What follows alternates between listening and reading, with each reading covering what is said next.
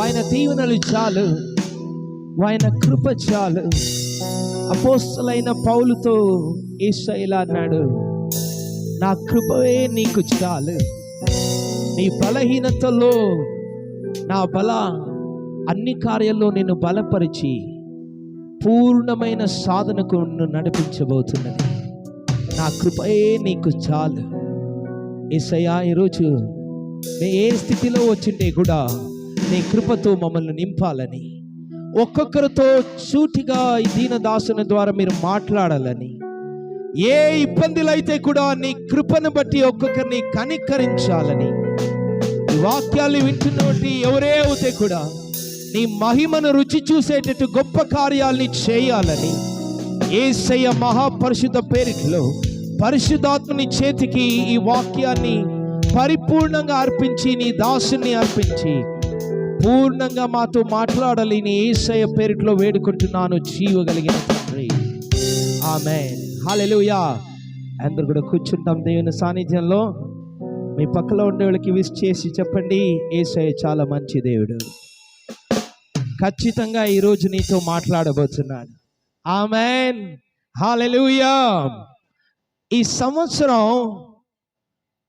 ఒక విజయాన్ని మాకి తీసుకొచ్చే సంవత్సరం అంటూను, అలాగే మా జీవితంలో దేవుని కార్యాల గురించి గొప్పదైన మంచి ఆలోచనల్ని గ్రహించేటువంటి కార్యాలని మాకు అనుగ్రహించే ఒక గొప్ప సంవత్సరంగా దేవుడు మాకు ఇచ్చాడు. హల్లెలూయా. గొప్ప జయాన్ని, అలాగే అన్ని కార్యాల్లో కూడా పెద్ద సక్సెస్ ని ఈ సంవత్సరంలో మేము చూడబోతున్నాం. హల్లెలూయా. దాన్ని బట్టి ఒక్కొక్క మాసంలో ఒక్కొక్క ప్రణాళికపై మేము అధ్యయనం చేస్తున్నప్పుడు ఈ మాసానికి దేవుడు చెప్పిన వాగ్దానం ఎవరైనా చెప్పగలుగుతారా? ఈ మాసం దేవుడి జ్ఞానాన్ని మేము పొందుకొని దేవుని ఒక ఆలోచనని గ్రహించేటు శక్తిని పొందుకున్నట్లయితే ఖచ్చితంగా మా జీవితాల్లో ఆశీర్వాదమైన జీవితంగా, జయప్రదమైన జీవితంగా మారబోతాయి. హల్లెలూయా, ఆమేన్. ఈరోజు వాక్యానికి మా బైబిల్ని తీసి, అందరూ కూడా బైబిల్ తీసుకొచ్చిండే వాళ్ళు చదవండి నాతో పాటి. సామ్యతలు 11th chapter 2nd verse. అహంకారము వెంబడి అవమానము వచ్చును. అహంకారాన్ని వెంబడిస్తూ ఏమొస్తుందంట? అవమానం వస్తుందంట. పక్కలో ఉండేవాళ్ళని చూసి చెప్పండి, అహంకారపడమాకు. అహంకారం ఉంటే సిగ్గుతో జీవితం చెడిపోతుందంట. ఆమేన్. అలాగే ఇంకొక వచనం ఉంది దాంట్లో, వినయము గల వారి యొద్ద వినయము కలిగిన వారికి జ్ఞానము ఉన్నది.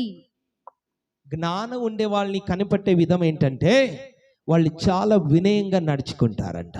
హల్లెలూయా, ఆమేన్. ఎన్ని జనాలు చెప్పొచ్చు నాకు దేవుని జ్ఞానం ఉంది? ఎలా కనిపెట్టగలం? ఆరాధన చేసిన వాళ్ళు, ప్రార్థన చేసేవాళ్ళు, గట్టిగా అరిచి దేవుణ్ణి మొరపెట్టే వాళ్ళు, వేసుకున్న వస్త్రాలని బట్టి వీళ్ళు జ్ఞానులని మేము చెప్పలేము. వాళ్ళు ఎలా నడుచుకుంటారు, వాళ్ళు వినయంగా ఉన్నట్లయితే ఖచ్చితంగా వాళ్ళలో జ్ఞానం కూడా ఉంది. వాళ్ళకి వినయం లేదంటే వాళ్ళకి జ్ఞానం కూడా లేదు. హల్లెలూయా. అలాగే ఈ వాక్యం చూటిగా చలివిస్తుంది, మా జీవితంలో అహంకారం ఉన్నట్లయితే ఎవరు చెప్పిన మాట మేము వినాం, ఏ ఆలోచనలకి కూడా మా హృదయాల్లో మేము చోటు ఇవ్వము. ఫలానా తప్పు చేస్తున్నావు, ఇది నీ జీవితాన్ని అల్లరి పాలు చేసేస్తుంది, ఇది మంచిది కాదని చూటిగా చెప్తే కూడా దాన్ని తీసుకొని అర్థం చేసుకొని ఆన్ని పాటించే ఒక మనస్థితిలో అహంకారం పడే వాళ్ళు ఉండరు. ఆమేన్. అహంకారం ఆలోచనల్ని మేము తీసుకునే స్థాయి నుంచి మమ్మల్ని దింపి మేమే బుద్ధివంతులు, మాకు ఎవరు కూడా బుద్ధి చెప్పేంత ఆవశ్యకత లేదు అనేటువంటి అహంకారపు చోటు చేసుకున్నప్పుడు మా జీవితాల్ని అది అనేక విధమైన అపాయానికి గురి చేసి మా జీవితాల్ని దారి తప్పిస్తాయి. హల్లెలూయా. పక్కలో ఉండే చూటిగా చూసి చెప్పండి, నాకు అహంకారం వద్దు, ఆలోచన కావాలి. ఆమేన్. చాలా పరిస్థితుల్లో మాకింకా చాలా చిన్న పిల్లలు కూడా మాకి మంచి సలహానిస్తారు. కానీ మాకొక అహంకారం ఎలా అంటే, నాకు బుద్ధి చెప్పేకొస్తావా, నాకు ఆలోచన చెప్పేతోటి పెద్దవాడైపోయావా, నాకు తెలియదా. వాళ్ళకే మేము తిట్టి కొట్టి మా ఆలోచన ఎలా చేసుకున్నామో అలాగే మేము జీవితాన్ని సాగించుకుంటూ వెళ్ళిపోతాం. కానీ ఒక్కరోజు పశ్చాత్తాపంతో ఖచ్చితంగా చెప్తాము, ఆ రోజు వాళ్ళు చెప్పిండే మాట నన్ను విన్నట్లే అయింటే ఈరోజు ఈ దుస్థితికి చేరేవాడిని కాదు. హల్లెలూయా. చదవబోతున్నాం మరో వాక్యం, మత్తయి రాసిన సువార్త 7వ అధ్యాయం 24వ వచనాన్ని మేము చదవబోతున్నాం. హల్లెలూయా. ఆమేన్. yes, go ahead. Matthew chapter 7 and verses 24. కాబట్టి నా మాటలు విని వాటి చొప్పున చేయు ప్రతివాడును బండ మీద తన ఇల్లు కట్టుకొనిన బుద్ధిమంతుని పోలియుండును. ఓ హల్లెలూయా. ఆరాధన చేస్తాము, వాక్యాల్ని వింటాము, దేవుని కొరకు అర్పించేటువంటి అనేక కార్యాలను మేము అర్పిస్తాము. కానీ మేము చేయకుండా వదిలేసిన కార్యం ఒకే ఒకటి ఉంది. చెప్పండి, ఏం చేయం? ఆయన చెప్పిన మాటని చెవులారా వింటామే కానీ దాన్ని బట్టి మా జీవితాల్లో మార్పుని తెచ్చుకో, దాని ప్రకారంగా జీవించేటువంటి ప్రయత్నాన్ని మేము చేయము. దానికి దేవుడు చెప్తున్నాడు, మీరంతా నా వాళ్ళే, నన్ను ఆరాధించి వెంబడిస్తూనే నా ఆలయానికి మీరు వస్తున్నారు. కానీ నేను చెప్పేటి మాటలు మీ జీవితానికి అడిపాయంగా మారని తప్ప మీరు మంచి కార్యాలని ఏది కూడా ఎదురు చూసేకి కాదు. హల్లెలూయా. అనేక సార్లు యేసయ్యని వెతుక్కుంటూ మేము ఆయన మందిరానికి వచ్చేటప్పుడు ఫలానా రోగాల్లో వస్తాము, అప్పుల బాధలతో వస్తాము, అనేక చిక్కుల్లో మేము ఇరుక్కుంటూ ఏం చేయాలో నాకు ఈ దిక్కు కనపడట్లేదు దేవుడా, నన్ను నీ ఇప్పుడే కాపాడాలి అని వేడుకుంటూ వస్తాము. కానీ సూటిగా దేవుడు మాట్లాడేటప్పుడు వాక్య ద్వారా మీ జీవితాలకి ఇదే సరి, ఇదే తప్పు, ఫలానా సమస్యకు ఫలానా కారణం ఉంది, నిన్ను నీవు మార్చుకో, నేను తప్పనిసరిగా నిన్ను దీవిస్తానని చెప్పినట్లయితే దాన్ని విని మార్చుకునే ప్రయత్నం మాత్రం చేయము. దేవుడు చెప్తున్నాడు, ఖచ్చితంగా నిన్ను దీవించి నీ జీవితాన్ని మార్చి నీ స్థితిని నేను మార్చి ఒక గొప్ప స్థాయిలో నిన్ను చూడాలని ఆశపడుతూ ఉన్నాను. కానీ నువ్వు నా మాట వినట్లేదు. హల్లెలూయా. ఎందుకు చెప్పచ్చు? నాకు యేసయ్య అంటే చాలా ప్రేమ. ఆమేన్. నేను యేసయ్యని చాలా ప్రేమిస్తాను. కానీ ఆయన చెప్పే ఆలోచనలు బట్టి తపన లేదు, దాన్ని నేను చేయట్లేదు, అందుకే ఈ స్థాయిలో ఉన్నాను. హల్లెలూయా. ఆమేన్. యేసయ్య మ్యాజిక్ చేయడు. నేను ప్రార్థన చేసి చాలా విశ్వాసాలు చెప్పేది నేను విన్నాను. నేను ఫాస్టింగ్ చేశాను, ఉపవాసం చేసి ఒక కొట్టెని ప్రారంభించాను, ఒక షాప్ ఓపెన్ చేశాను. కానీ యేసయ్య దాన్ని చేయమన్నాడా? వాక్య ప్రకారంగా ఆలోచనను పొందుకొని ఆ బిజినెస్ ప్రారంభించానా అడిగినట్లయితే ఎవరి దగ్గర సమాధానం లేదు. కానీ ఎప్పుడు అడుగుతాము?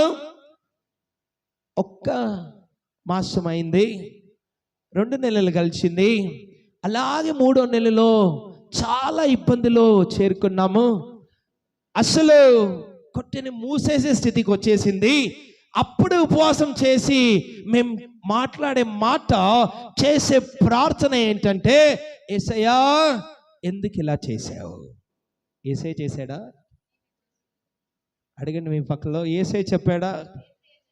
ఏసై వెతికిచ్చాడా? ఏసై పలానా బిజినెస్ చేయమని చెప్పాడా? అడిగావా ఏసైని?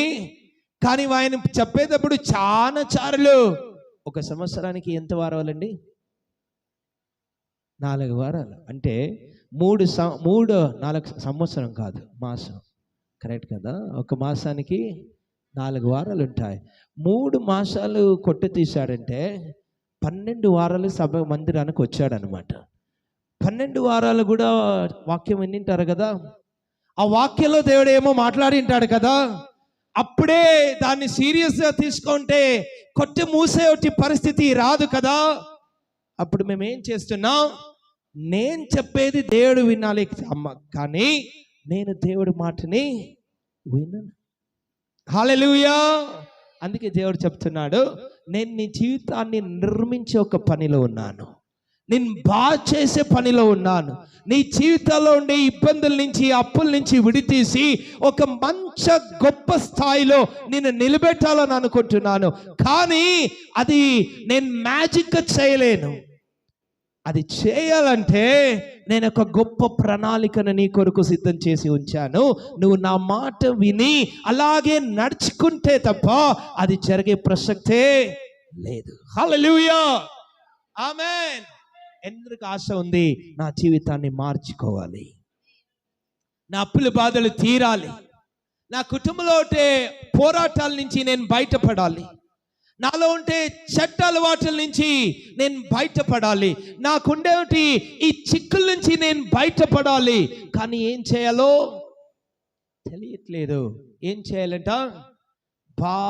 దేవ వాక్యాన్ని విని తద్వారా దేవుడు మిమ్మల్ని ఏం చేయమని ప్రేరేపిస్తాడో, సంఘానికి వచ్చి మీరు వాక్యం వినేటట్టు దేవుడు మిమ్మల్ని ప్రేరేపించినప్పుడు సూటిగా మీతో ఏం మాట్లాడతాడో దానికి చోటిచ్చి చెవులో విండిన దాన్ని మీరు కార్యరూపాలకి తెచ్చినట్లయితే తప్పనిసరిగా మీ జీవితాన్ని దేవుడు వాక్య ప్రకారంగా ఆశీర్వదించబోతున్నాడు. హల్లెలూయా, ఆమేన్.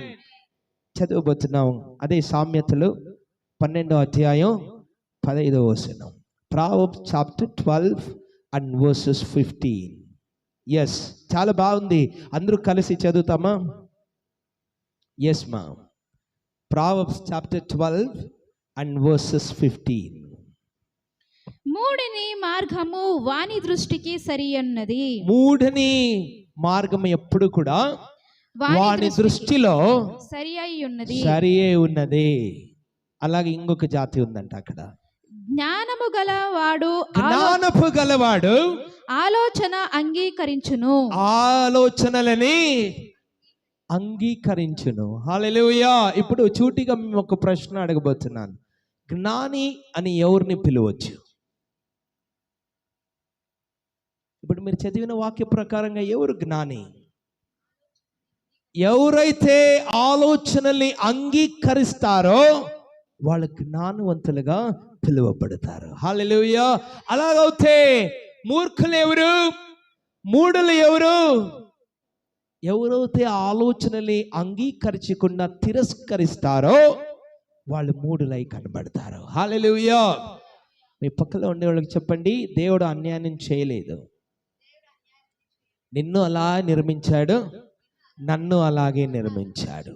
ప్రపంచంలో ఉండే ఒక్కొక్కరిని కూడా చాలా మంచి ఉద్దేశంతో ప్రతి ఒక్కరికి ఏ భేదభావం లేకుండా ఒకే రీతి ఆశీర్వాదమైన జీవితాన్ని కొరకే మమ్మల్ని సృష్టించాడు. కానీ ఎందుకు కొందరు జ్ఞానులుగా కనబడతారు, ఇంకొందరు మూర్ఖులుగా మూఢులుగా కనబడతారంటే వాక్యం సూటిగా చెప్తుంది, ఎప్పుడైతే దేవుడు నీతో మాట్లాడినప్పుడు, దేవుడు నీ జీవితాల్లో ఉండే తప్పుల్ని చూపించినప్పుడు నువ్వు అంగీకరించి దాన్ని తిత్తి దానిలో మార్పును తీసుకొచ్చే ప్రయత్నాల్ని సూటిగా చేస్తావో జ్ఞానిగా మారబోతున్నావు. చాలా జనాలకి తప్పు చెప్తే చాలా కోపం వస్తుంది. అవునంటారా లేదంటారా? ఆమేన్. భార్య భర్త ఏదైనా చేసినప్పుడు, కానీ మంచి వంటను వండానండి తింటారా? వడ్డించమ్మా తింటాను. 4 ఇడ్లీలు వేసి కొంచెం చట్నీ వేస్తే హలో పచ్చడి కొంచెం కారంగా ఉంది, ఇడ్లీ కొంచెం రాయిలా ఉంది. అంతే కదా మరి. పక్కింట్లో వెళ్ళి తింటే నా ఇడ్లీలు రుచి ఎలా వస్తాయి? నేను చేసేది బాగుంది కానీ మీ నోరే బాగలే. ఆమె ఒప్పుకుంటారా ఎవరైనా వంట చేసేవాళ్ళు? సాంబార్ కొంచెం ఎందుకో ఘాటుగా ఉందే మరి ఏం చెప్తాము? మీరు ఎక్కడో నోరు తోమేటప్పుడు కొంచెం గాయం చేసుకున్నట్లున్నారు, మీ నోరే సరిలేదు. ఆమెన్. ఒక చూటి ప్రశ్న అడుగుతాను, ఆల్ సిస్టర్స్, ఎవరైనా మీ ముందర వేరే బాగా వంట చేసే వాళ్ళని పొగిడితే ఎన్ని జనాలు సంతోషపడతారు? సత్యంగా మీ భర్త వచ్చి చూడండి మంచి కుర్మా చేసి చికెన్ ఫ్రై చేసి మీ కొరకు గీ రైస్ వండాను, తింటారా? తింటాం, తీసుకురా. తినిన తర్వాత ఏమాన కానీ మీ అమ్మ చేసినట్లు లేదే, అక్కడికి పోయి తినండి మరి. రేత్రి భోజనం కట్. హల్లెలూయా. చిన్న పిల్లోడు చూడరా, చక్కగా ఎంత చూటిగా రాస్తాడు వాడు. నీ ఫ్రెండే కదా, చూసుకొని కొంచెం నువ్వు కూడా నీ హ్యాండ్ రైటింగ్ అలా మార్చుకోవచ్చు కదా, లేకుంటే ఫెయిల్ అయిపోతావురా. నీకు బాగా విషయం వచ్చింటే కూడా నీ రాత బాగాలేదు, ఫెయిల్ అయిపోతా. వాడిని తెచ్చి పెంచుకో, నాకు వదిలేస్తాను. హల్లెలూయా. మనిషికి ఉండే పెద్ద రోగం ఏంటంటే అంగీకరించు. ఎవరైనా మా బట్టి మంచి కార్యాలని చెప్పినట్లయితే, మా తప్పుని చూపించి దీన్ని తిట్టుకోండి అని చెప్పినట్లయితే మార్చుకో, కోబడతాం, వాళ్ళకి వ్యతిరేకంగా మాట్లాడతాం. ఇంకా చాలా సన్నివేశాల్లో అది ద్వేషంగా మారిపోతుంది.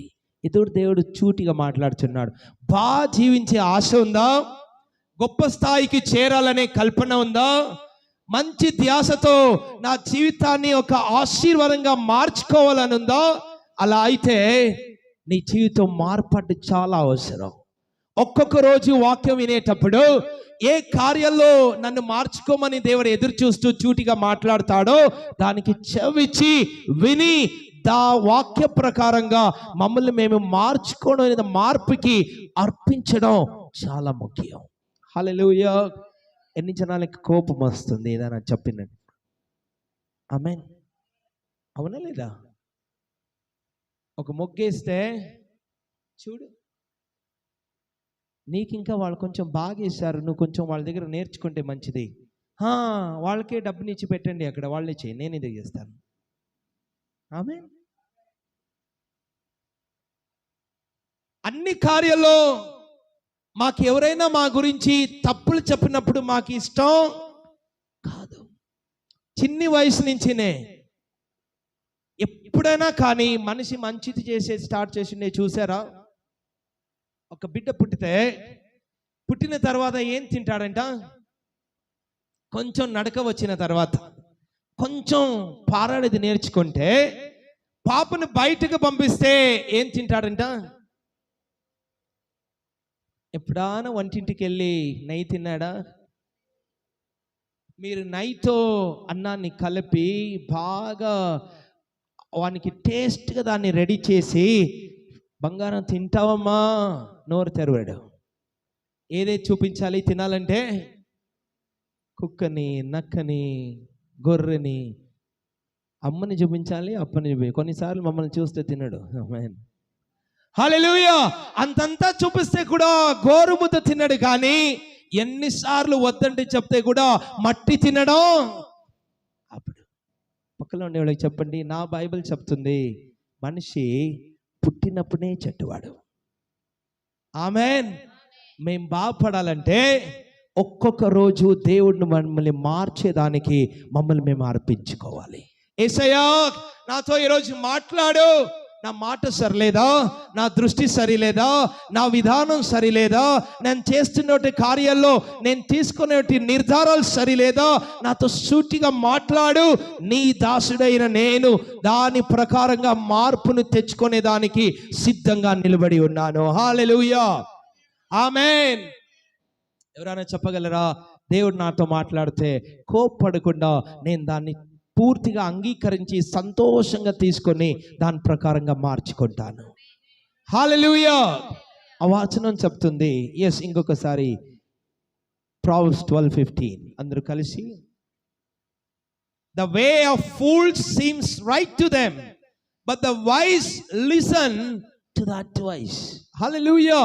ఏం చెప్తుందో తెలుగులో? మూఢుని మార్గము వాని దృష్టికి సరి అయి ఉన్నది. పక్కలో ఉన్న వాళ్ళని సూటిగా చెప్పండి, నీకు నువ్వు సరిగానే ఉన్నావు, కానీ మేము చూసినప్పుడే సరియా లేదని చెప్పగలం. కరెక్ట్ కదా? ఆమేన్. హల్లెలూయా. మేము రాసిన ఆన్సర్ పేపర్ మేమే కరెక్షన్ చేసుకున్నట్లయితే డిస్టింక్షన్లో పాస్ అయిపోతాం మేము. అవునా? వేరే ఎవరైనా కరెక్ట్ చేసినట్లయితే 35 మార్క్స్ కూడా రావు. ఎందుకంటే వాళ్ళు చదివారు, మేము చదవలేదు. ఆమేన్. అవునంటారా లేదంటారా? పక్కన ఉన్న చెప్పండి, నిన్ను నువ్వు కాదు బుద్ధిమంతుడని పొగడేది. నువ్వు సరిగా ఉన్నావా లేదని చెప్పి నిర్ణయం చేసేటి వ్యక్తి నువ్వు కాదు, నిన్ను నిర్మించేటి దేవుడు చెప్పాలి నువ్వు సరిగా ఉన్నావా లేదా. ఆమేన్. వాక్యం చూటిగా చెప్తుంది, మూఢులవుతే మూర్ఖంగా ప్రవర్తించేటి జనం ఎవరంటే వాళ్ళ దృష్టికి వాళ్ళు నేను సరిగానే ఉన్నాను. నువ్వేం చెప్పేది లేదు, కొంచెం మార్చుకుంటే ఇంకా బాగా కనపడతావు కదా, నేను బాగా ఉన్నాను. ఆమేన్. వెళ్తున్నావు, ఓ 10 నిమిషాలు ఈ ఇంటిని కొంచెం వేగ విడిస్తే మంచిది కదా, ఎందుకు తిట్టించుకుంటావు? మాకు తెలీదా మరి? వచ్చేస్తారు అందరూ బుద్ధిపాఠాలు చెప్పేదాన్ని. మీ పని మీరు చూసుకుంటే చాలా మంచిది. పక్కన చెప్పండి, అదే నేను ఈ స్థాయికి తీసుకొచ్చింది. ఎన్నోసారి దేవుడు మిమ్మల్ని హెచ్చరించాడు, ఎన్నోసారి తండ్రి తల్లుల ద్వారా మీతో మాట్లాడాడు, ఎన్నోసారి మందిరానికి వచ్చి వాక్యం వినేటప్పుడు ఫలానా కార్యం నీకు మంచిది కాదు, మార్చుకోమని చూటిగా చెప్పాడు. కానీ మేము చెప్పాం, నేను కరెక్ట్ గానే ఉన్నాను, నాకు కాదు మార్పు, నా పక్కలో కూర్చుండేవానికి. చారచారి వచనం వినేటప్పుడు, వాక్యంలో దేవుడు మాట్లాడేటప్పుడు మంచి కార్యాలు అవుతే ఏం చెప్తాము? ఇది నాకే మాట్లాడాడు దేవుడు. ఏదైనా కొంచెం ఫలానా కార్యం నీలో ఉండకూడదు, ఉండినట్లయితే మార్చుకో. అప్పుడు ఇది నాకు కాదు, నా పక్కలో ఉండేవాడికి. పక్కన వాళ్ళని చూటిగా చూసి చెప్పండి అని చెప్పేటప్పుడంతా అది వాళ్ళకని కాదు, మనకు కూడా అది అన్వయిస్తుంది. హల్లెలూయా. ఆమేన్. మూర్ఖుల గుణం ఎలా ఉంటుందంట? నేను చేసేదంతా కరెక్ట్గా ఉంది, నేనే రైట్, వేరే వాళ్ళు చెప్పేది ఏని వినే పరిస్థితిలో నేను. దావీదు రాజు చాలా మంచి రాజు, దేవుడే సాక్ష్యం ఇచ్చాడు, నా గుండెకు చాలా సన్నిహమైన ఉండేటువంటి వ్యక్తి నువ్వు, నన్ను బాగా అర్థం చేసుకుంటావు, దానికి నేను రాజుగా నేను ఎన్నుకున్నాను. కానీ ఏం చేశాడంట?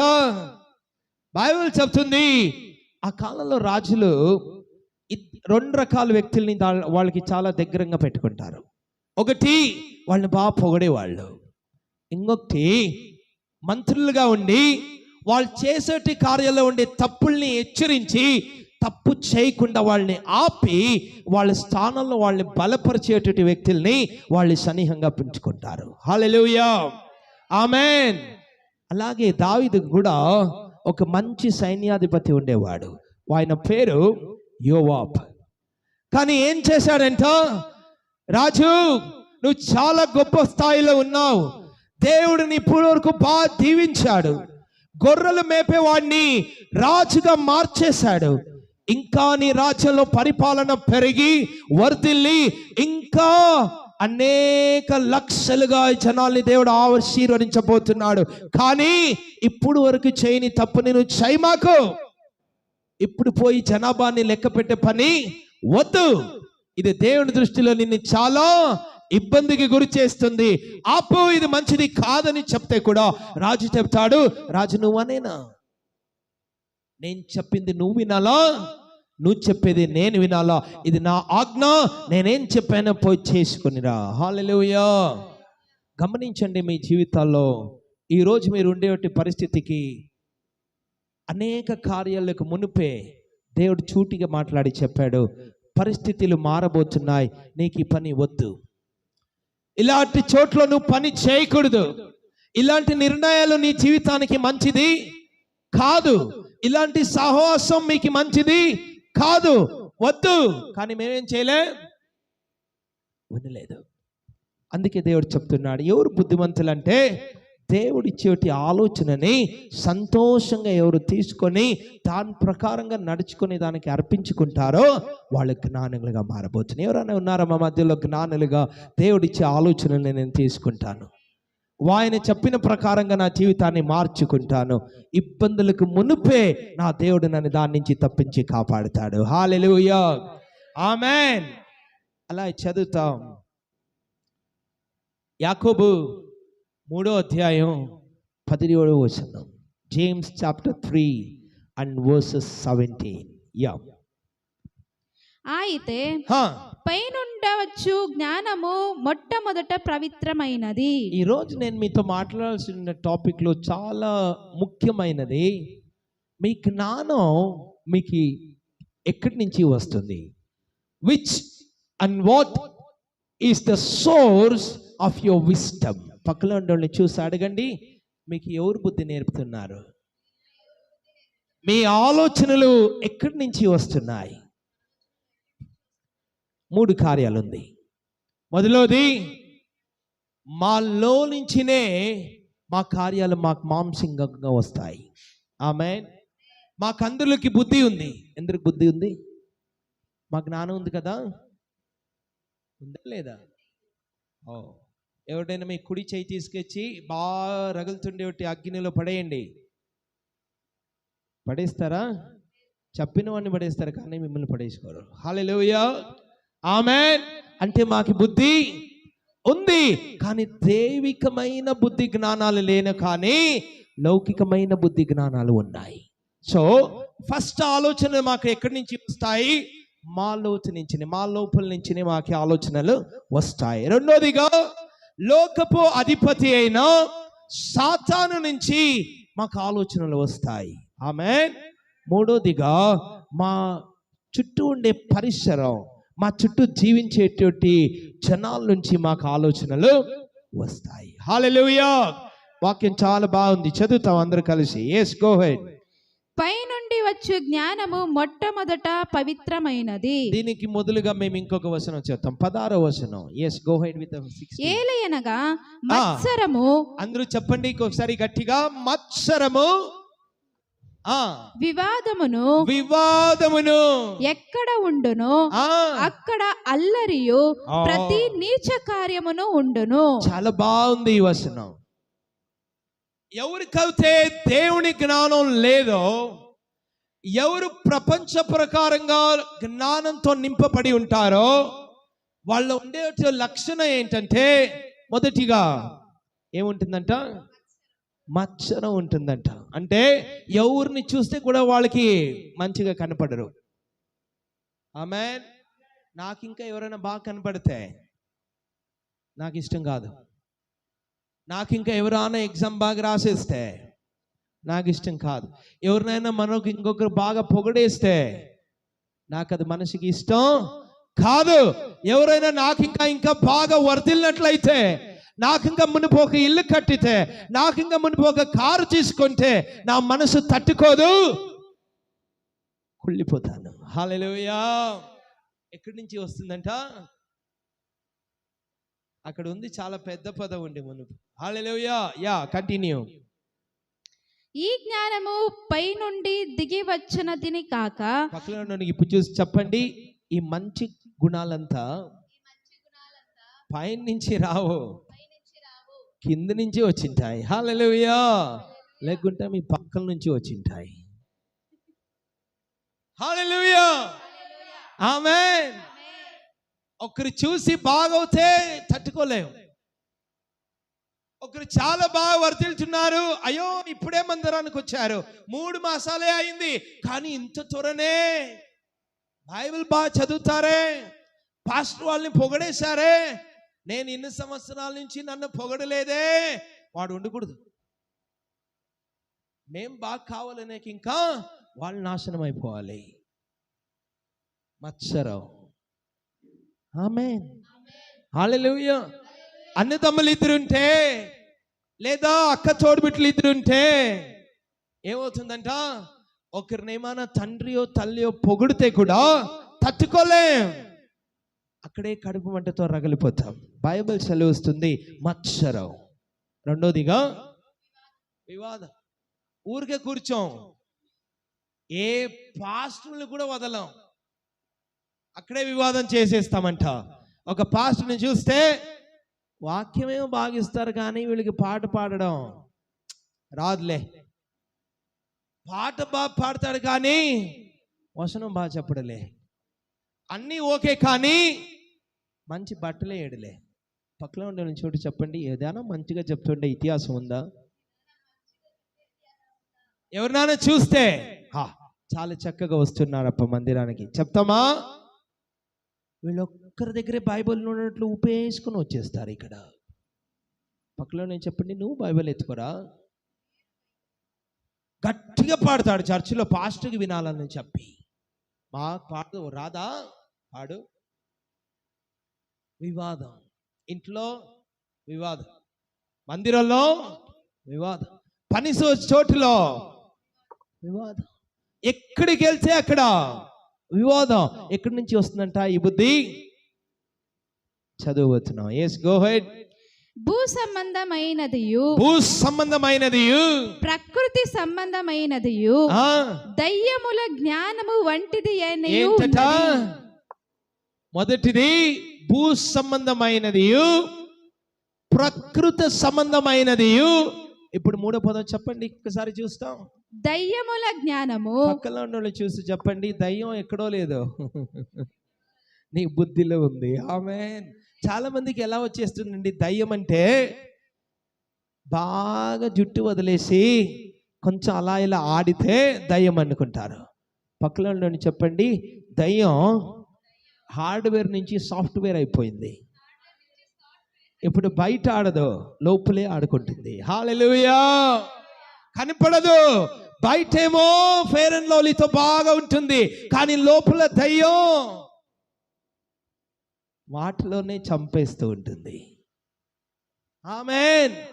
బైబిల్ చెప్తుంది యేసయ్య పరిచర్యం చేసేటప్పుడు ఎక్కడ ప్రసంగం చేస్తే కూడా దయ్యాలు మనుషుల నుంచి బయటకు వచ్చేయట. ఆమేన్. దయ్యాలంటే ఏదో పట్టడం కాదు, బుద్ధి మారడం. ఆమేన్.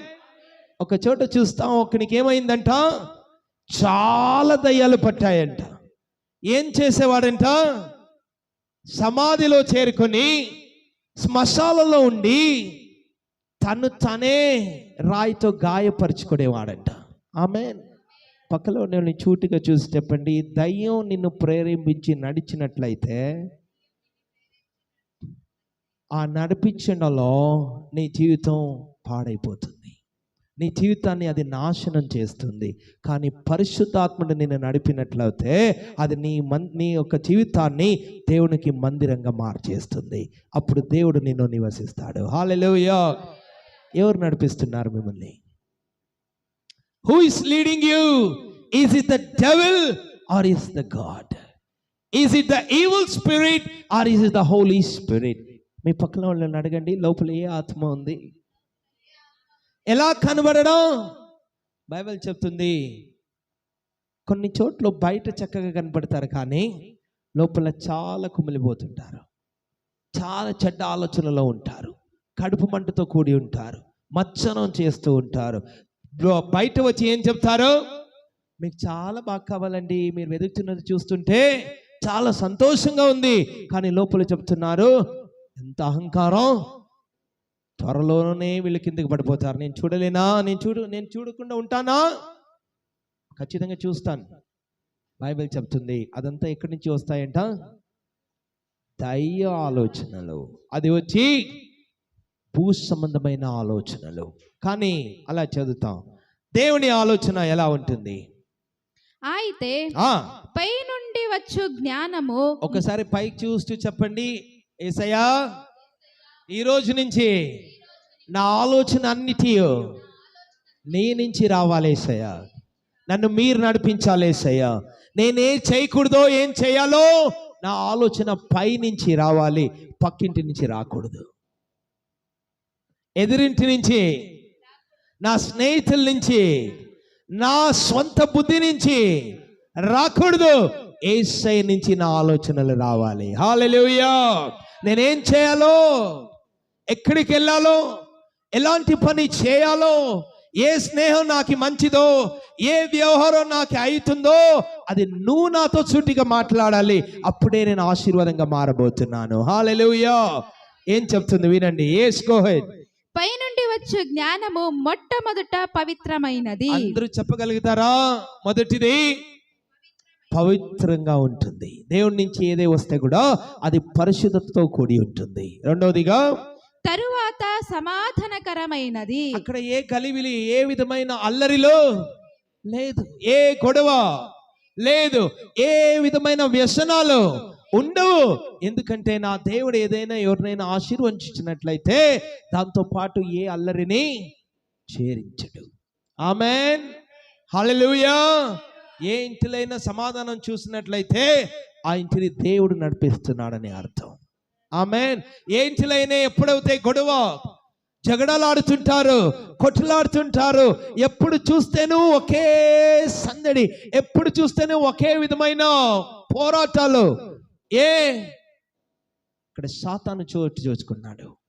అక్కడ ఆలోచనలు సాతాను నుంచి వస్తున్నాయి. అక్కడ ఆలోచనలు దేవ భయం లేకుండా మా స్వంత నిర్ణయాల నుంచి వస్తున్నాయి. అందుకే అంత అల్లరిగా మా జీవితాలు మారిపోతున్నాయి. హల్లెలూయా. దేవుని జ్ఞానం అయితే మొదటిగా పవిత్రంగా ఉంటుందంట, రెండోదిగా సమాధానకరంగా ఉంటుందంట, మూడోదిగా మృదువైనది. చెప్పండి పక్కల్లో, ఎప్పుడైనా మృదువుగా మాట్లాడిండే అనుభవం ఉందా? ఉదయాన్నే లేచిన వెంటనే భర్త అడుగుతాడు, ఒక లోట కాఫీ ఇస్తావా, స్నానానికి వెళ్తాను, ఇచ్చేసేస్తాను ఉండండి. రెండో టైం అడుగుతాడు, ఇంకా ఇవ్వలేంటే కాఫీ కావాలి, నేను చచ్చిపోతే తప్ప నువ్వు బాగుపడవురా. పక్కలో నేను చెప్పండి, కొంచెం మృదువుగా ఉంటే వచ్చేటప్పుడు మైసూర్ పాకు తీసుకొస్తాడు. ఆమేన్. లేదంటే హల్లెలూయా. ఎలా మాట్లాడాలట? మృదువుగా మాట్లాడాలంట. ఆమేన్. హల్లెలూయా. చదవండి. సులభముగా లోబడునది. ఇదే నాకు చాలా కావాల్సిండేది. కన్నడంలో సంతోషంగా అని రాయబడింది. ఆమేన్. ఎలా ఉండాలంట? ఇంగ్లీష్లో చెప్తుంది సబ్మిసివ్. లోబడాలంట దేవునికి. అదే మాకు చాలా కష్టం. ఆమేన్.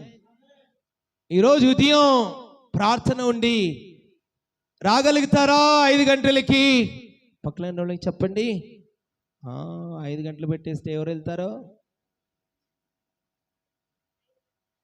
చెప్పండి. మీ పక్కలో బుద్ధి లేదా? మంచి నిద్ర వచ్చే టైంకి లేపేస్తే బాపడేది ఎలాగా? పెట్టచ్చు కదా 7 గంటలకి. ఎందుకు పెడతామో తెలుసా? 5 గంటలకి సూర్యుడు వచ్చేకి మునుపు నువ్వు లేస్తే సమస్య వచ్చేకి మునిపే దేవుడు నీకు పరిహారాన్ని తీసుకొస్తాడు. ఆమేన్. చాలా మంది చెప్తారు కదా, ట్రైన్ వెళ్ళిన తర్వాత టికెట్ తీసుకున్నారంట. మీరు అలాగే సమస్య వచ్చిన తర్వాత 40 రోజులు ఉపవాసం చేస్తాను పాస్టర్. పక్కలో ఉన్న చెప్పండి, క్యాన్సర్ వచ్చిన తర్వాత ఏది క్యాన్సల్ చేస్తానో ఒకటే, వద్దయ్యా తాగొద్దు, బీడీలు కాల్చొద్దు, నేను చంపేస్తుందవి. చూడి గట్టిగా ఉన్నాను, చూపించండి. నాకు తెలీదా నా ఆరోగ్యాన్ని కాపాడుకోవడం? క్యాన్సర్ వచ్చేసిన తర్వాత అయ్యగారు ప్రార్థన చేస్తారా? మళ్ళా తాగను. దేవుడు ఎలా చెప్తే అలా చేస్తావు. ఇమ్మిట ఒక్క వారం కూడా తప్పకుండా మందిరాల్లో కనబెడతాను, చచ్చేంత వరకు అక్కడే ఉంటాను. చచ్చిపోతున్నావు కదా. పక్కన చూటిగా చెప్పండి, ఎంత వేగర అవుతుందో అంత వేగర మార్గాన్ని మార్చుకో. ఖచ్చితంగా దేవుడు నిన్ను ఆశీర్వదించబోతున్నాడు. Hallelujah. Amen. Do the correction at the earliest. ఎంత వేగరగా అవుతుందో అంత వేగరగా మార్పును తెచ్చుకో. తప్పనిసరిగా గొప్ప ఆశీర్వాదాన్ని దేవుడు తీసుకురాబోతున్నాడు. హల్లెలూయా. Yes, go ahead. సులభముగా లోబడునది. అందరూ పక్కలో ఉన్న వాళ్ళు చెప్పండి, ఈ రోజు నుంచి సులభముగా దేవునికి నేను లోబడాలి. ఆమేన్. అందరూ తప్పు చేస్తారు, మేమంతా మనుషులం. ఆమేన్. అందరూ అవునంటారా కాదంటారా? మనుషులేనా? అలాంటి నా ప్రసంగం వేస్ట్ కాదు. హల్లెలూయా. అప్పుడు బైబిల్ చెప్తుంది మనుషులు తప్పనిసరిగా తప్పులు చేస్తారు. కానీ ఎన్ని జనాలకు ఉండే మంచి అభ్యాసం, నేను తప్పు చేస్తే ఒప్పుకుంటాను. ఒప్పుకుంటామా? అలా ఉన్నట్లయితే 20 సంవత్సరాలు కోర్టులో కేసులే ఉండవు. చంపిన వానికి తెలుసు నేనే చంపాను. చూసిన వాడు చెప్తాడు, అయ్యా నేను చూశాను, వాడే చంపాడయ్యా. సాక్ష్యం ఉందా? కోర్టుకురా చూసుకుంటాం. 20 సంవత్సరాలకి జడ్జి ఉంటాడో నేను ఉంటాడో ఎవరుంటాడో తెలుసా? ఏం వాదిస్తున్నామో సులభంగా ఒప్పుకోము. చేసావా నువ్వు ఇలాంటి పని? నేను చేయలే. నువ్వు చూడలేదా దీంటిని? నేను చూడలే. బైబిల్ చెప్తుంది కాయిను ఎక్కడెళ్ళాడయా నీ తమ్ముడు? కాయిన్ చెప్తాడు, నన్నేమన్నా వాడిని చూసుకుని కాపరిగా పెట్టావా? నాకేం తెలుసు, నాకు తెలీదు. దేవునితో అబద్ధం ఆడే ధైర్యాన్ని చేస్తాడు. దేవుడు చెప్తాడు, నీ ఒక సహోదరుని రక్తం నన్ను పిలుస్తూ అర్థిస్తూ చెప్తుంది, నువ్వే వాణ్ణి చంపేశావు. చంపేసిన తర్వాత కూడా కొంచెం కూడా పశ్చాత్తాపం లేదు. దేవుని ఎదుట నిలిచికొని నాకేం తెలుసు? ఎందుకు చెప్తున్నాము ఈరోజు మా జీవితంలో? మాకు తెలుసు మేమేం తప్పు చేశామని, మాకు తెలుసు మేము ఏ విషయంలో సరి లేదని, మాకు తెలుసు ఏ నిర్ణయాలు దేవునికి వ్యతిరేకంగా మేము తీసుకున్నామని. కానీ దేవుడు చూటిగా మాతో మాట్లాడేటప్పుడు మేము చెప్తున్నామో, అవునేసయ్యా నేను ఫలానా తప్పు చేశాను, తప్పు నిర్ణయాల్ని తీసుకున్నాను, నన్ను మన్నించేసయ్యా, నేను మానవ మాత్రుని, తప్పు చేశాను కానీ మళ్ళా చేయను, కృప చూపించు. ఒప్పుకునే మనస్థితి నీకు నాకు ఉందా? ఈరోజు దేవుడు అడుగుతున్నాడు. తప్పు చేయడం పెద్దది కాదు, కానీ దాన్ని ఒప్పుకోకుండా వాదించడం చాలా గొప్ప తప్పు. హల్లెలూయా. చదివి అలాగే వాక్యాన్ని వింటాము. Yes, go head. కనికరముతోను మంచి ఫలములతోను నిండుకొనిన నీతి ఫలము సమాధానము చేయు వారికి సమాధానమందు విత్తబడును. ఆమేన్.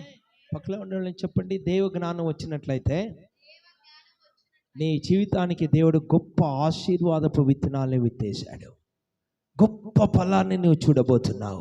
నీ జీవితం మారబోతుంది. హల్లెలూయా. ఆమేన్. అలా చదువుతాం. Yes, 1 Corinthians chapter 2 12-14. కొరింథీయులకు రాసిన మొదటి పత్రిక 2వ అధ్యాయం 12 నుంచి 14 వాక్యాల ద్వారా చదువుతున్నాం. Yes, go ahead. 12-14. దేవుని వలన మనకు దయచేయబడిన వాటిని తెలిసికొనట్టకై మనకు లౌకిక ఆత్మను కాక దేవుని యుద్ధ నుండి వచ్చు ఆత్మను పొంది ఉన్నాము. పక్కన ఉండే వాళ్ళకి చూటిగా చూసి చెప్పండి, ఎవరిలో క్రీస్తుని ఆత్మ లేదో వాళ్ళు క్రీస్తుని వాళ్ళే కాదు. మీకు పరిశుద్ధాత్మని పొందుకునే అనుభవం లేనట్లయితే మీకు దేవుని కార్యాలు అర్థం కాదు. చదువుతాం అలాగే. ఎస్, దేవుడు మాకు లోకపు ఆత్మని ఇవ్వకుండా తన పరిశుద్ధ ఆత్మని ఇచ్చిన కాబట్టి, ఎస్, దేవుని వలన మనకు దయచేయబడిన వాటిని తెలిసికొనుటకై మనకు లౌకిక ఆత్మను గాక దేవుని యుద్ధ నుండి వచ్చు ఆత్మను పొంది ఉన్నాము. పక్కలో ఉన్న వాళ్ళని చూటిగా చూసి చెప్పండి, నీ కొరకు చాలా ఆశీర్వాదాలని దేవుడు దాచి ఉంచాడు. బాగా నవ్వుతూ బాగా పలకరిస్తూ చెప్పండి, దేవుడు నీ కొరకు చాలా గొప్ప వరాల్ని ఆశీర్వాదాల్ని ఉంచాడు. ఎప్పుడైతే పరిశుద్ధాత్మతో నువ్వు నింపబడతావో దేవుడు పెట్టినటువంటి కార్యాలని నువ్వు చూడగలుగుతావు, దాన్ని వినగలుగుతావు, దాన్ని అర్థం చేసుకోగలుగుతావు. అప్పుడు తప్పనిసరిగా దాన్ని అనుభవించి తీరుతావు. హల్లెలూయా. ఎన్ని జనాలకి ఆశీర్వాదం కావాలి? దేవుడు నా కొరకు వచ్చిండే కార్యాలు నేను అనుభవించాలి, నా జీవితం మారాలి. హల్లెలూయా, ఆమేన్. ఒక చిన్న షీటీలకు నువ్వు ప్రార్థన చేస్తుంటే ఒక మంచి డబుల్ ఫ్లోర్ బిల్డింగ్ దేవుడు సిద్ధం చేసి ఉంచాడు. 10,000 రూపాయల జీతం కొరకు నువ్వు తపన పడుతూ ఉంటే 50,000 రూపాయల జీతాల్ని దేవుడు ఆల్రెడీ నీకు ఇచ్చాడు.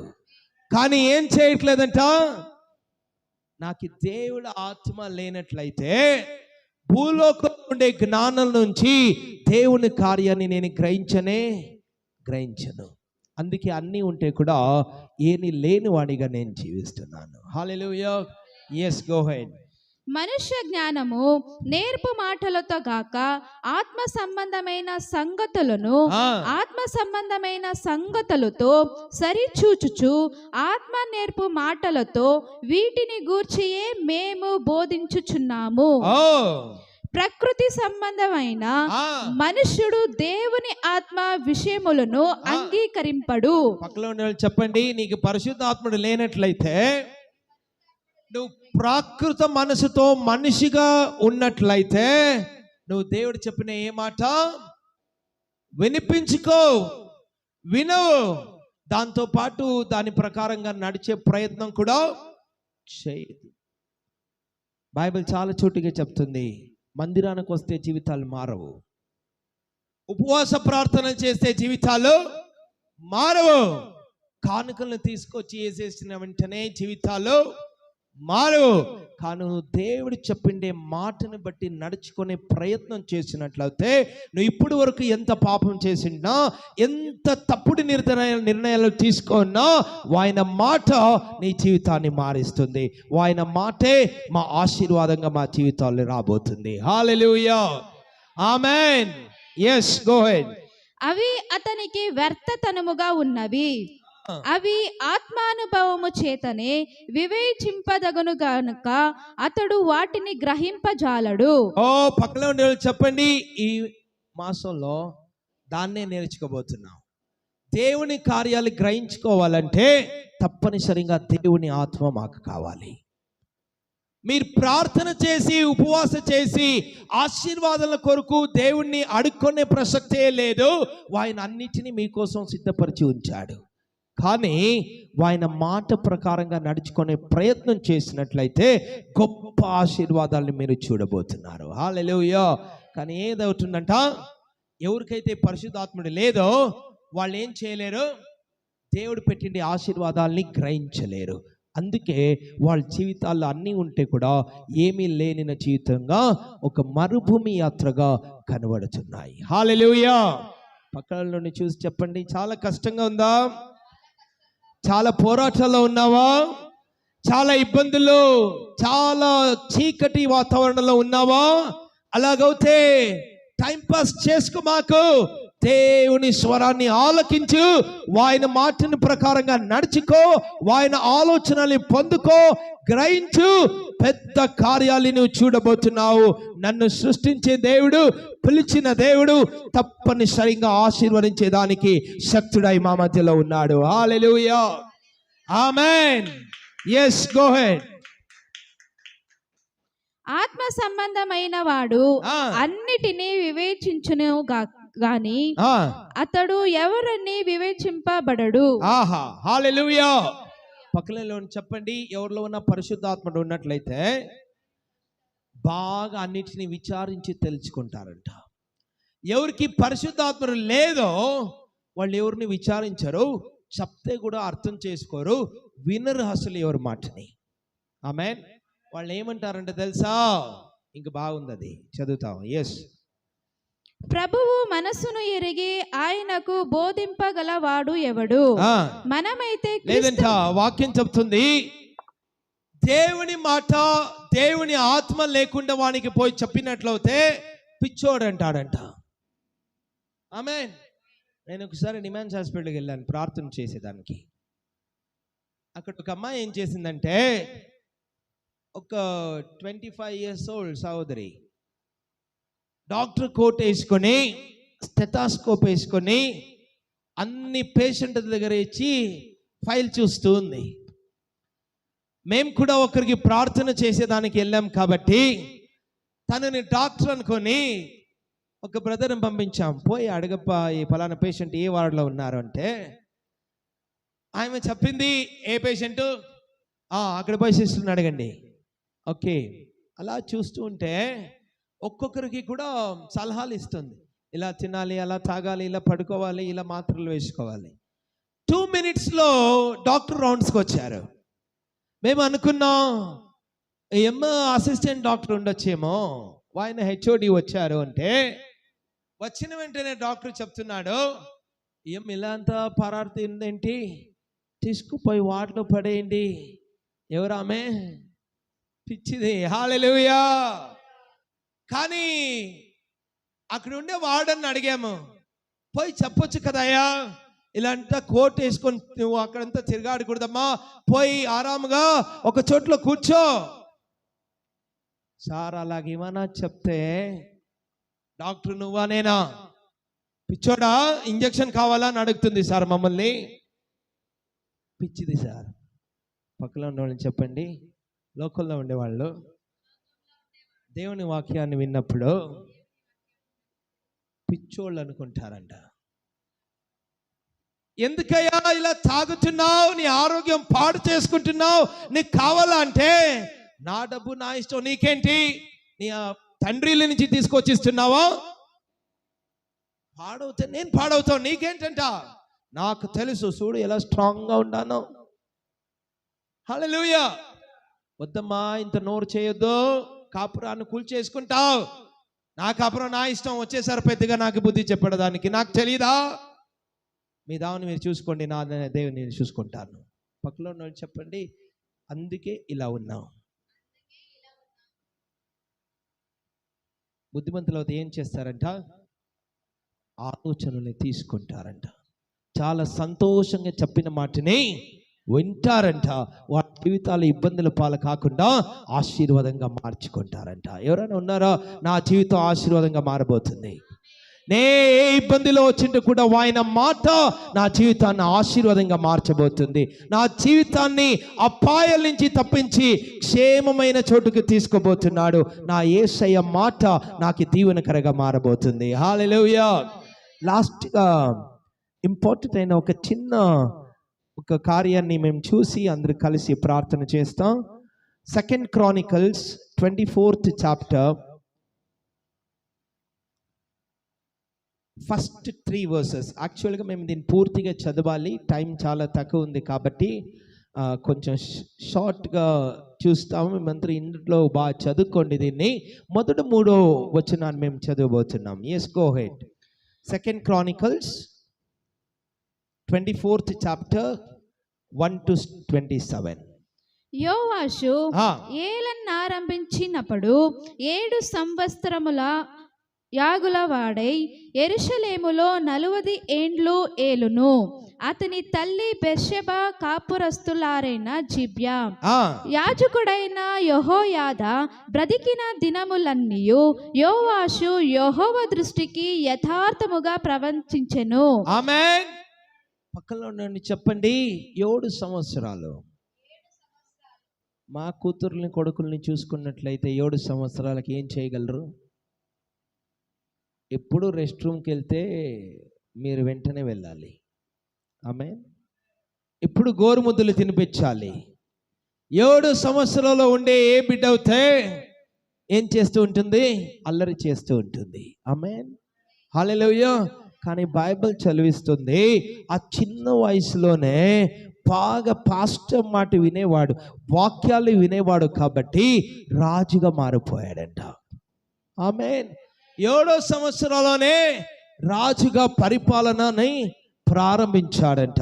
అంతేకాకుండా ఆ యాజకుని చేయి కింద బాగా వాక్యాల జ్ఞానంతో పెరిగాడు కాబట్టి దేవుని దృష్టికి మంచిగా మారాడంట. దేవునికి చాలా ఇష్టకరంగా యథార్థంగా జీవించాడంట. ఏమైంది? yes, go ahead. యెహోయాదా అతనికి 2 భార్యలను పెండ్లి చేసెను. ఎవరు చేశారంట? ఆయన ఎన్నుకోలేదు, పాస్ట్ చూశాడంట. ఆమేన్. నా దగ్గరకు వచ్చి అడగమాకండి, నాకు 2 చూసి పెళ్లి చేయండి అని. ఆమేన్. ఇద్దరు వీలు కాదు, ఒకరు చేయొచ్చు. ఆమేన్. ఏమవుతుందంట? అతడు కుమారులను కుమార్తెలను కనెను. ఆ, అంతటా యెహోవా మందిరమును బాగు చేయవలనని ఓ యోవాషునకు తాత్పర్యము పుట్టెనుగాక. పక్కలో ఉండే వాళ్ళు చెప్పండి, మంచి కాపురి కింద ఉంటే, దేవునికి దగ్గరగా ఉంటే, వాక్యాల అడుగుచాడుగులో నడిచినట్లయితే మా ఆలోచన తాత్పర్యం ఎప్పుడు కూడా బాగుంటుంది. ఏ ఆలోచన వచ్చిందంట? ఆలయాన్ని బాపరచాలి, ఆలయాన్ని నిర్మించాలి. ఆమేన్. అప్పుడు ఏం చేశాడంట? యెహోవా మందిరమును బాగు చేయవలనని యోవాషునకు తాత్పర్యము పుట్టను గనుక ఆ, అతడు యాజకులను లేవీయులను సమకూర్చి, మీరు యూదా పట్టములకు పోయి మీ దేవుని మందిరము బాగు చేయుటకై ఇశ్రాయేలందరినీ ధనమును సమకూర్చును. ఈ కార్యమును మీరు త్వరపెట్టనవలని వారికి ఆజ్ఞ ఇచ్చెను. హల్లెలూయా. ఆమేన్. పక్కలో ఉండే వాళ్ళు చెప్పండి, దేవునికి దగ్గరగా ఉంటే, దైవిక జ్ఞానంతో నడిచబడితే ఖచ్చితంగా గొప్ప కార్యాలకి దేవుడు మిమ్మల్ని వాడబోతున్నాడు. ఆమేన్. అనేకుల జీవితాన్ని దేవుని వైపు మీరు తిప్పే ప్రయత్నాల్ని చేయబోతున్నారు. మీ ద్వారా అనేక మందిని దేవుడు ఆశీర్వదించబోతున్నాడు. హల్లెలూయా. ఏమైందంట? ఇదంతా చేసిన వాడు, మీరు ఇంట్లో బాగా దాన్ని కంటిన్యూ చేయండి, గొప్ప మందిరాన్ని నిర్మించాడు. ఆ జనాలు ఒప్పుకోలేదు, కానీ వీడేం చేశాడంట? వాక్యాన్ని చదివి మోసే ఆజ్ఞాపించే విధానంగా ఒక ఏమంటే పెట్టిని రెడీ చేసి అక్కడ ఉంచి, మోసే ఆజ్ఞాపించిన విధంగా మీ డబ్బుల్ని తీసుకొచ్చి దీంట్లో వేయాలి, ఆలయం కట్టి మేము ఖచ్చితంగా ఆ పనిని పూర్తి చేయాలని చెప్పినప్పుడు అందరూ తెచ్చి మొదటి దినం వేశారంట. దాన్ని చూసి తెరిచి చూస్తే నింపబడింది. మళ్ళా పెట్టారు. అనేక మంది ఇస్తూనే ఉన్నారు. కాబట్టి ఆలయం కట్టిన తర్వాత కూడా దాని లోపల కావాల్సిన వస్తువులకి అయినంత డబ్బు మిగిలిందంట. హల్లెలూయా. బైబిల్ చెప్తుంది సంతోషంగా ఇచ్చారంట. దేవునికి ఇచ్చేటప్పుడు ఎలా ఇవ్వకండి? వ్యసనంతో ఇవ్వకండి, బాధతో కాదు, సంతోషంగా ఇవ్వాలి.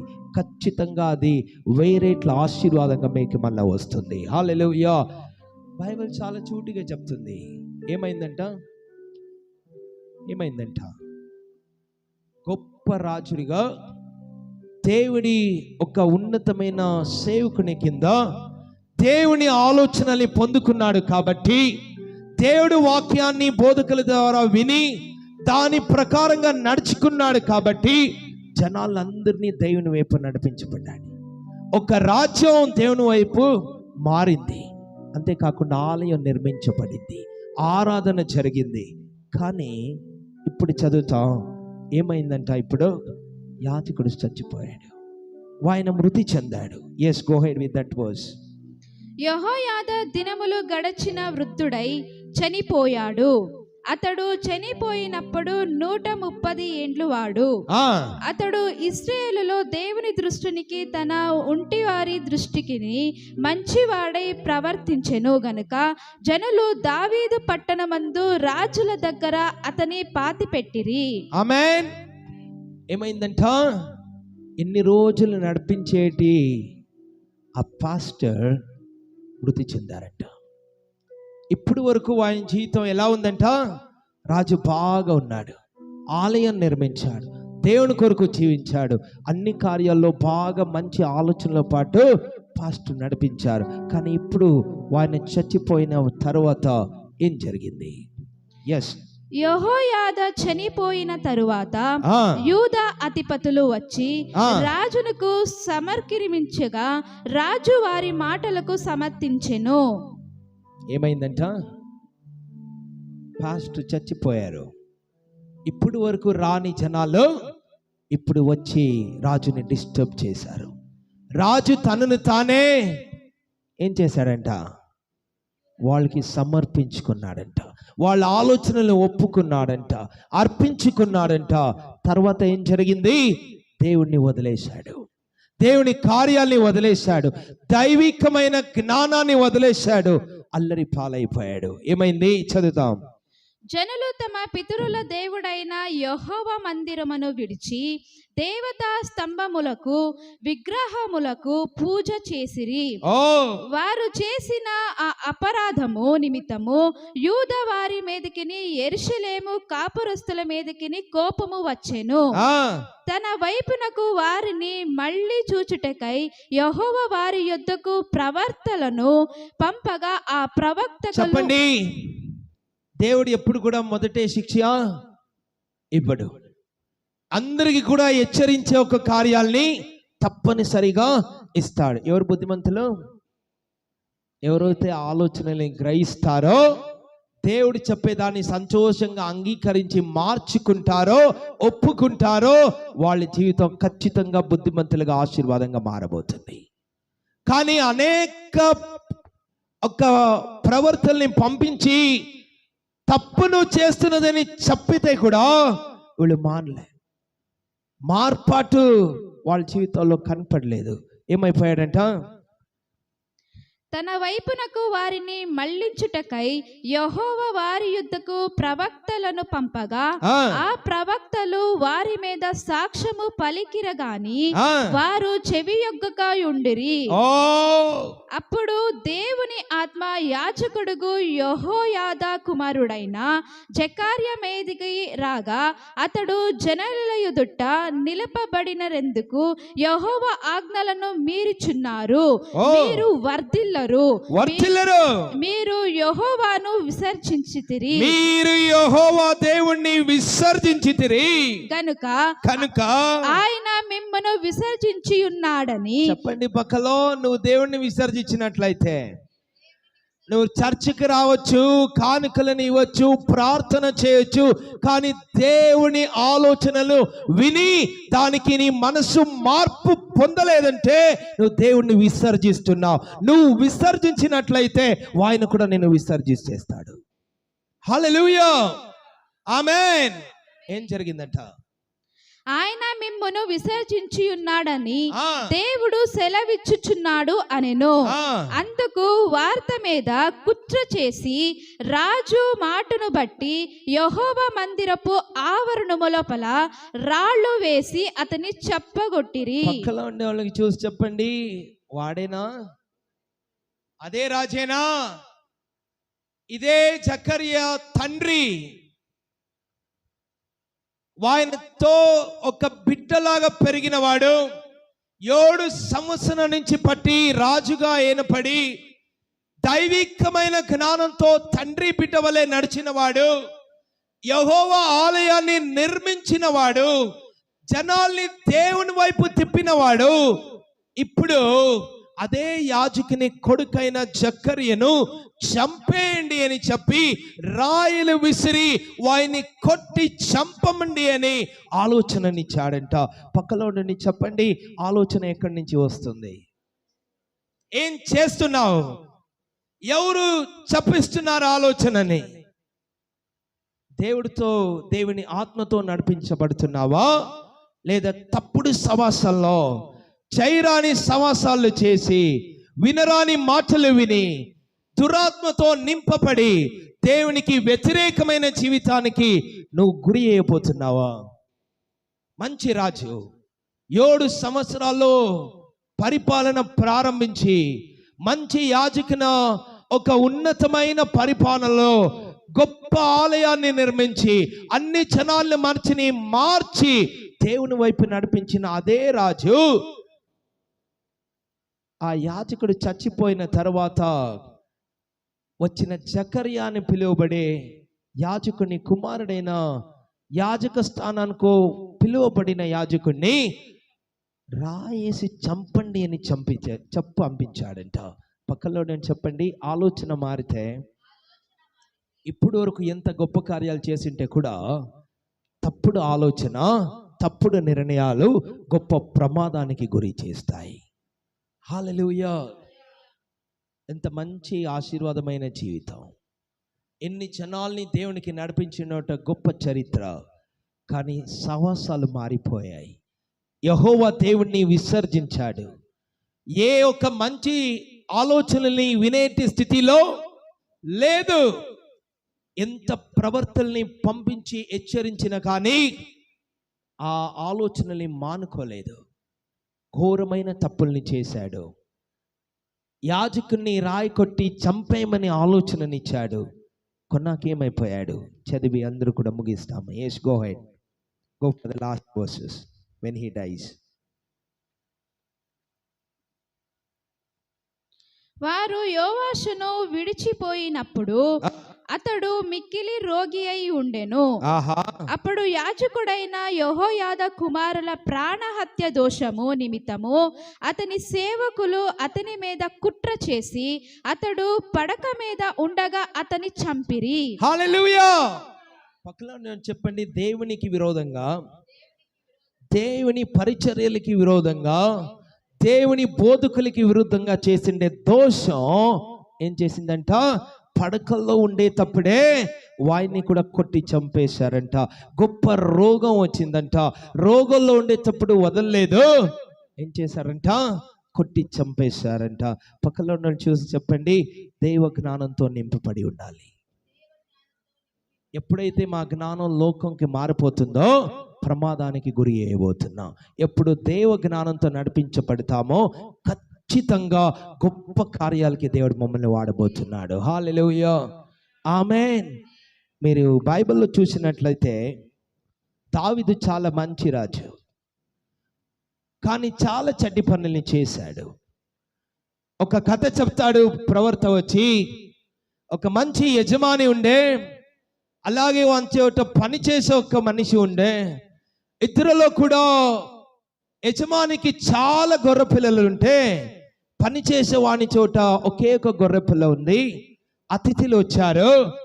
తన గొర్రె పిల్లలో ఒక్కటాన్ని కూడా వధించే మనసు లేకుండా తన ఆలు దగ్గర ఉండే పని చేసే వాని చోట ఉండే ఒకే ఒక గొర్రె పిల్లని వధించి మంచి సందడితో భోజనం పెట్టించాడు. ఇలా చేయడం సరియా అని అంటే దావీదు చెప్పాడు, చాలా ఘోరమైన అపరాధం, వాడిని ఉరి తీయాలి. ఇప్పుడు ప్రవర్త చెప్తాడు, వాడిని ఎవరో తెలుసా? నువ్వే. గొర్రె కాపురిగా ఉండే నిన్ని రాజునిగా మార్చి అనేక విధమైన ఆశీర్వాదాలతో నింపి నీ శత్రువులన్నిటినీ నాశపడించి అన్ని భార్యలను ఇచ్చాను నేను, ఇంకా కావాల్సింటే ఇచ్చేవాడిని. కానీ నువ్వు చేసిన తప్పేంటంటే చాలా నమ్మిగస్తుడిగా నీతో ఉండిన నీ ఆలు భార్యని చూసి పాపం చేసి అది బయట రాకుందని చెప్పి వాడిని చంపేశావు కదా, నిన్నేం చేయాలి మరి? మేమైతే ఏం చెప్తాము? నేను ఒకటే కాదు రా దేవుడా, అది ఎందుకు వచ్చింది? దానికి బుద్ధి లేదా? నా పెళ్ళయింది, నాకు ఒక భర్త ఉన్నాడు, ఇలాంటి పని చేయకూడదని దానికి బుద్ధి లేదా? ఆమె అసలు నేను పోలేదు, అదే పిలిచింది. నేదేనో రాంగ్ మూడ్లో పిలిచేశాను, పిలిచిన వెంటనే వచ్చేసేదా? బుద్ధి లేదా తనకు? ఇదే మేము చెప్పే కారణాలు. ఆమె కానీ దావీదు అలా చేయలేదు. దావీదు చెప్తాడు, ఎస్ నేను పాపిని, ఒప్పుకుంటాను, నేను చేసినది ఘోరమైన పాపం, నన్ను మన్నించేకి వీలవుతే మన్నించు, కానీ నన్ను ఎప్పటికీ కూడా విడివద్దు యేసయ్యా. చెప్పగలమా మేము? ఇంకొకసారి జనాల్ని కౌంట్ చేయొద్దు. యోబు చాలా చూటిగా హెచ్చరిస్తాడు, నిన్ను ఇంకా బాగా దీవించబోతున్నాడు నువ్వు ఆరాధించే దేవుడు. నీకు పని వద్దు రాజు నువ్వనేనా, నేను చెప్పినంత చేయి. చేసేశాడు. తర్వాత శిక్ష వచ్చింది. ఆ సంహారక దూతుడు ఒక్కొక్కరిని చంపుతూ వచ్చి 10,000 మందిని చంపేశాడు. తర్వాత బైబిల్ సూటిగా చెప్తుంది, దావీదు ప్రేయర్ చేస్తాడు, అయ్యా తప్పు చేసింది నేను, నన్ను నా ఇంటిని శిక్షించు తప్ప అమాయకులనే ప్రజలను శిక్షించు మాకు. యేసయ్య దేవుడు చెప్పాడు, దానికి నువ్వంటే నాకు చాలా ఇష్టం, నువ్వు తప్పుని ఒప్పుకుంటావు, దాన్ని సరి చేసుకునే దానికి మనసులో చోటుని ఇస్తావు. ఒక పని చేయి, ఒక యజ్ఞవేదిని నిర్మించి నాకు యజ్ఞాన్ని అర్పించు, నేను నిన్ను ఆశీర్వదిస్తాను. ఆమేన్. మేమైతే ఏం చెప్పేవాళ్ళం? నాకి నా ఇంటికి ఏం కాకుండా ఎన్ని జనాలు చేస్తే నాకేంటి? కీర్తనలు చదివేవాళ్ళం. నా ఎడమ వైపు 1000, కుడి వైపు 10,000 చేస్తే కూడా నాకేం కాకుండా చాలు. ఆమేన్. అవునా కాదా? కానీ దావీదు చెప్పాడు, తప్పు నాది, నన్ను నా ఇంటి వాళ్ళని శిక్షించు కానీ ప్రజలను శిక్షించొద్దు. ఆమేన్. ఎన్ని జనాలకు ఉంది మనసు, నా తప్పు నేను సరి చేసుకుంటాను.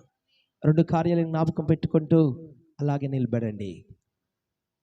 ఎస్తేర్ మంచి రాణి, దేవుడు రాణి చేశాడు.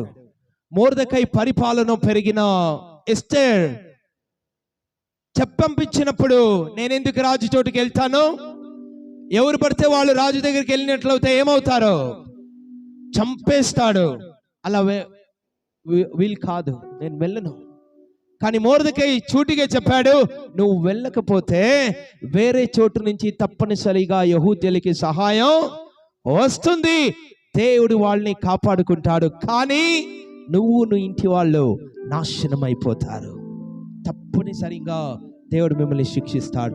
ఎస్తేర్ చెప్పింది, లేదు లేదు, నాది తప్పైంది, నా కొరకు 3 రోజులు అందరూ కూడా ఉపవాసం ఉండి ప్రార్థన చేయగలిగినట్లయితే ఏ ఇబ్బంది ఉంటే కూడా రాజు దగ్గరికి నేను వెళ్తాను. రాజు చంపలేదండి. ఏమైంది? బైబిల్ చెప్తే రాజు మనసుని దేవుడు మార్చేశాడు. వెళ్ళి తను ప్రాణం కుండా యెహూద్యుల ప్రాణాన్ని, మొర్దెకై ప్రాణాన్ని ఎస్తేర్ కాపాడింది.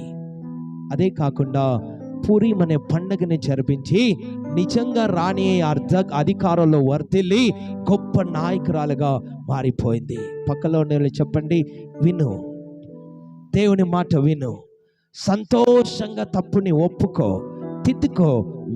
వాక్య ద్వారా దేవుడు మాట్లాడేటప్పుడు కోప్పడకు. ఏం చేయి? తప్పుల్ని మానేసి ఒప్పుకొని మార్చుకొని దేవుని ఒప్పి తిరిగినట్లయితే గొప్ప కార్యాలు నీ జీవితాల్లో రాబోతున్నాయి. అదే ఎస్తేర్, నేను చేయను, నీకు కావాల్సినది చేసుకోనినట్లయితే చచ్చిపోయేది. కానీ మనసు మార్పు చెంది దేవుని వైపు తిరిగింది కాబట్టి నిజమైన నాయకురాలుగా దేవుడు మార్చేశాడు. మేము మార్చుకున్న దానికి ఒప్పించగలమా?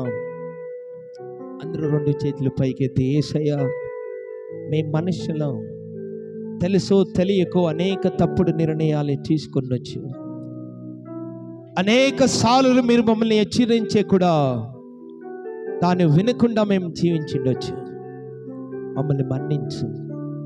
ఈ రోజు నుంచి వాక్యం వినేటప్పుడు మీరు నాపై పెట్టిన కాపరి ద్వారా, వచనాల ద్వారా ఏదే మాట్లాడినప్పుడు, ఏదైతే తప్పని నన్ను హెచ్చరిస్తారో, ఏ కార్యాల్లో ఏ నిర్ణయాల్ని తీసుకోవాలని నాతో మీరు చూటిగా మాట్లాడతారో, కోపపడకుండా దానికి పూర్ణ విధేయత్వంతో తల వంచి పరిపూర్ణంగా విధేయత్వంతో అంగీకరించి చేసిండేటి తప్పుని ఒప్పుకొని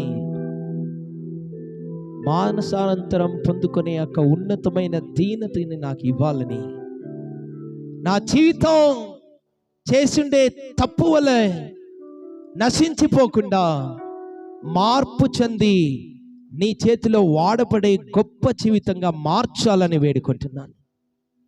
ఈరోజు మాతో మాట్లాడినే బట్టి మీకు వందనాలు యేసయ్యా. నన్ను నడిపించు. Thank you Lord, thank you Lord, thank you Lord. Come upon me O Lord. అందరూ చేతులు పైకెత్తి, యేసయ్యా, నా తప్పులు నేను ఒప్పుకునే మనసు నీవు, మీ ఆలోచనల్ని అంగీకరించే మనసును నాకు, మీరు చెప్పేటి కార్యాలని బట్టి నా మనసును, నిర్ధారాల్ని మార్చుకునే యొక్క స్థితిని నాకు ఇవ్వు. నన్ను నడిపించి యేసయ్యా, నన్ను నడిపించి. అందరూ కూడా 1 నిమిషం దేవునితో మీరు మాట్లాడండి.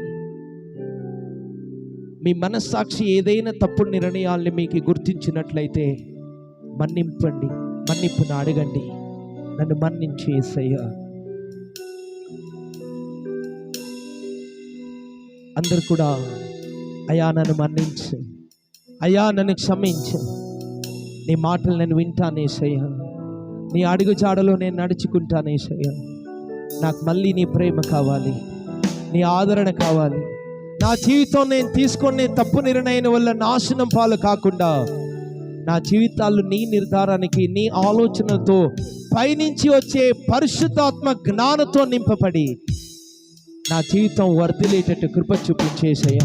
నా కుటుంబాన్ని దీవించి, నా కుమార్తెలని దీవించు, నా అన్ని కార్యాలను ఆశీర్వదించు, నన్ను బలపరిచేసయ్యా. థ్యాంక్ యూ సయ్యా, థ్యాంక్ యూ సయ్యా, థ్యాంక్ యూ సయ్యా. కరబ షేబరబల రగబదల బహందలబ. Thank you Lord, thank you lord.